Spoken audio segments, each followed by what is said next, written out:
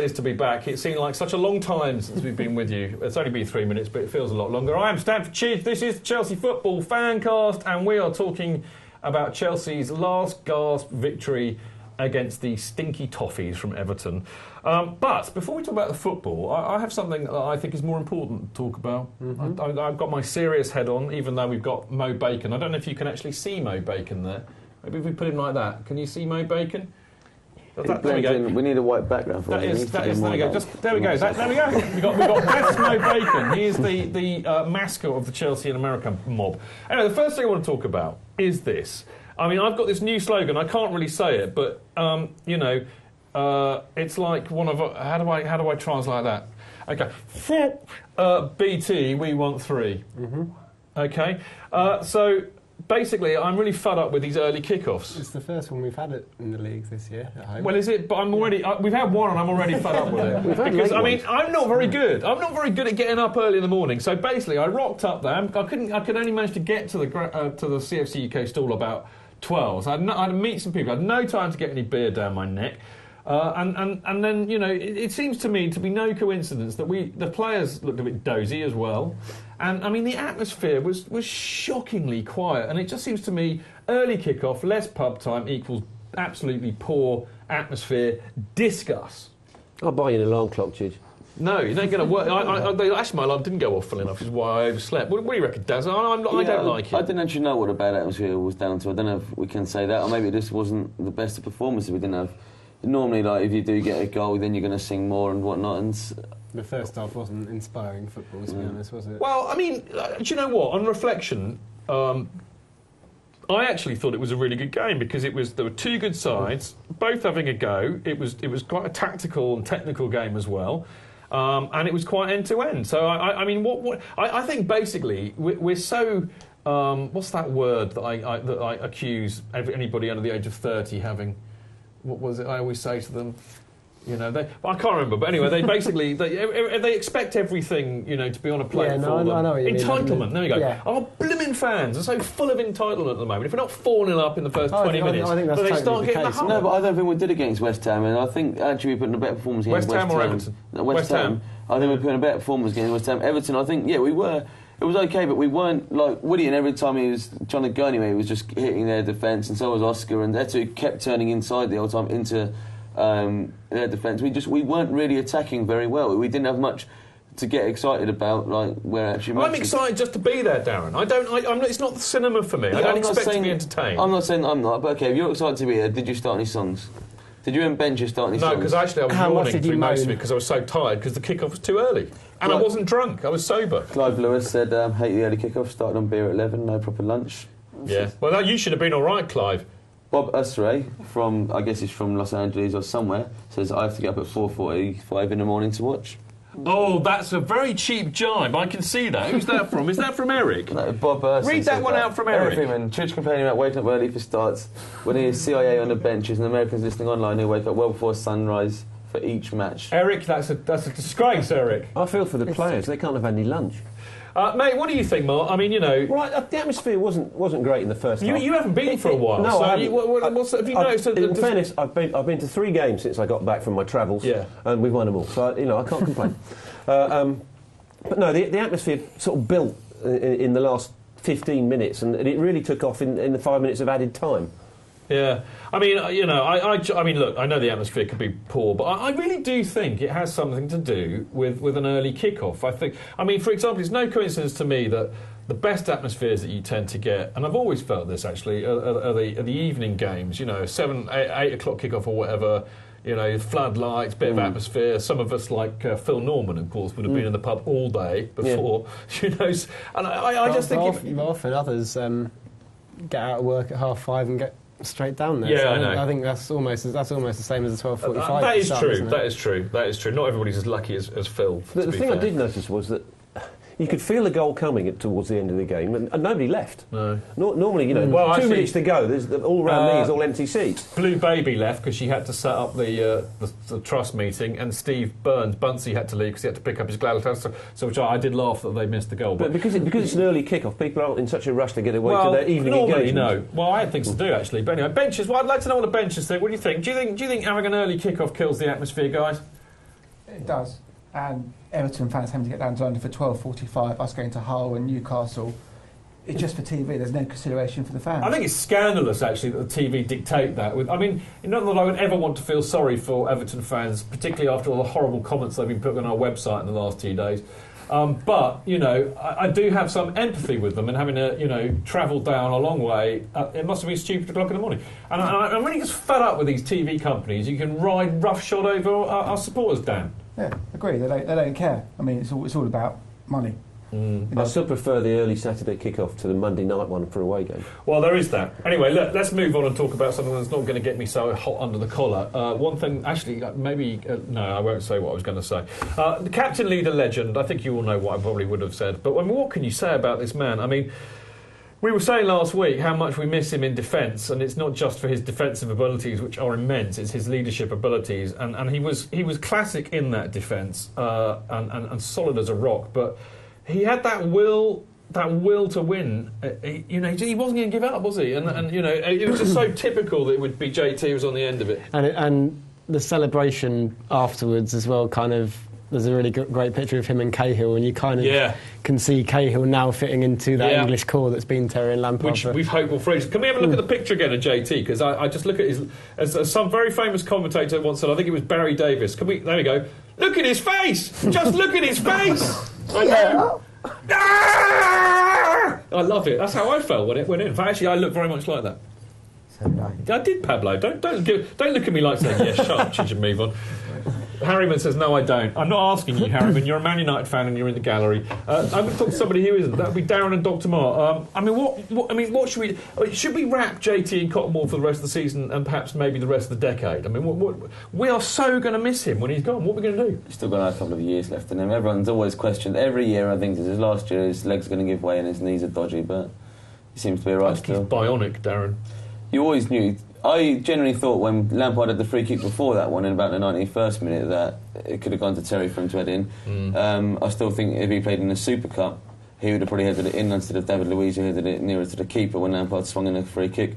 There was always going to be the pair of them, and if Benitez was still there, it'd be Ben Oyen whipping it in and Terry would have been on the pitch. Benitez is on that list. Oh, no. It's on the list. Benches reckon it's on It's actually not. It's this one, Darren. I'll tell you which one it is.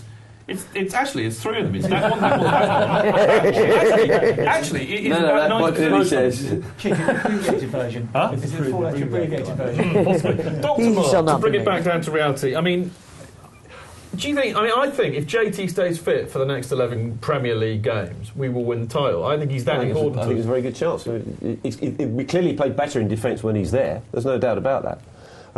His apprentice is coming on quite well, Cahill. Yeah. But I don't think he'll ever be the leader that JT is. I mean, it's a very interesting thing. I mean, you would know. I mean, what does it say? They say many aspire to being a leader, but very few actually can carry off. It's born. It is, isn't it? And I mean, you can't manufacture it. And you know, Cahill, I think, is the kind of leader. He might become the kind of leader who will lead by example. Great leaders do both, and that's what JT does. He leads by example. I mean, that tackle he made on Ross Barkley and some of the blocks he made. And he puts his body on the line, but he's also very vocal, and his organisational skills as well. People tipped Terry to be an England captain when he was 16. Yeah. Nobody said that about Gary Cahill. Wasn't it interesting, actually? And who? I mean, blimey, we're about to praise Match of the Day, Pablo, and even worse, Alan Hansen. But actually, Alan Hansen, for the first time in a career at the BBC lasting over 20 years, has actually, for the first time ever, said something correct. He actually said that JT is the best, is one of the best that there has ever been in that position. Probably better than him. Not Premier League history, ever. That is, I mean, actually, Alan Hansen, fair. I'm going to applaud you for that. I am going to applaud you for that. But what do you think about that? I mean, that says it all to me. Is this a softening of the Scousers? Because, I mean, you know... Yeah, they're on that list too, Martin. They're on that list too.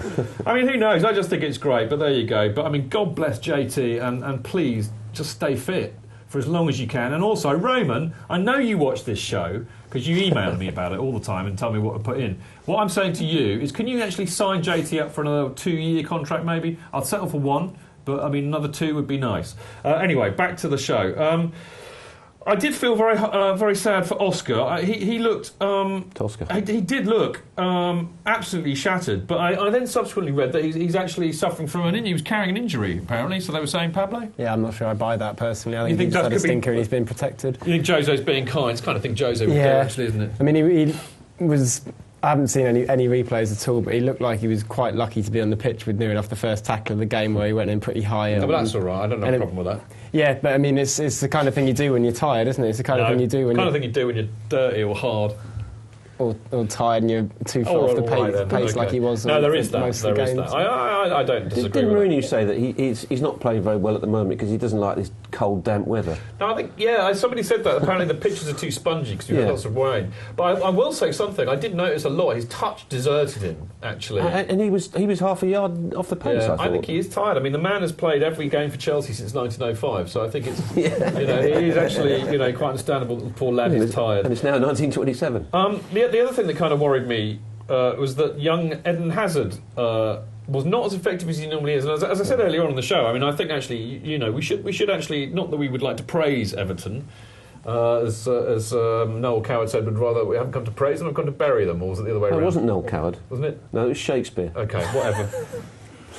It's good to have the doctor back. He's the only person old enough to remember that. He was around when Shakespeare was, obviously. But the thing about Hazard is that, yes, I think you can say that it's hard for him to be as effective as we're expected to every week, particularly against a very tactically astute team like Everton. But the other thing that worried me was, do you think, teams have kind of figured him out a bit? I mean, he ran riot against City, and then the next time we played them, they doubled up on him. And then it seems to be happening. Surely this is just the next stage in his evolution as a player, though, because he was always going to get... Once he started getting good, people were always going to be singling him out for treatment. So the next stage of him becoming a really great player is working out how to influence a game whilst that's happening, because that's not going to go away.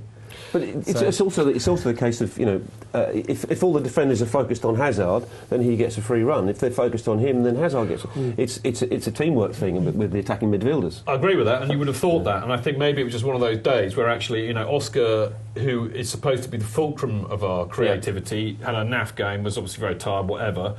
That puts more pressure on Hazard. They're doubling up on him, so he hasn't got the space to move. And Willian, I thought, ran around quite effectively, but... that's all he... I mean, the other thing, actually, and apart from all of the obvious things, one thing I noticed throughout the entire game, Darren, was that it seemed to be one of those days where every pass we did just was like, a fraction... The radar was a fraction off. I mean, I won't say they were passing appallingly, but, you could see the ideas, and they were trying to put a ball through, and it just wasn't quite reaching. Yeah, I know what you mean. But I don't think it helped. Willian was actually better defensively. Like, when he stopped the cross coming in, they got a corner.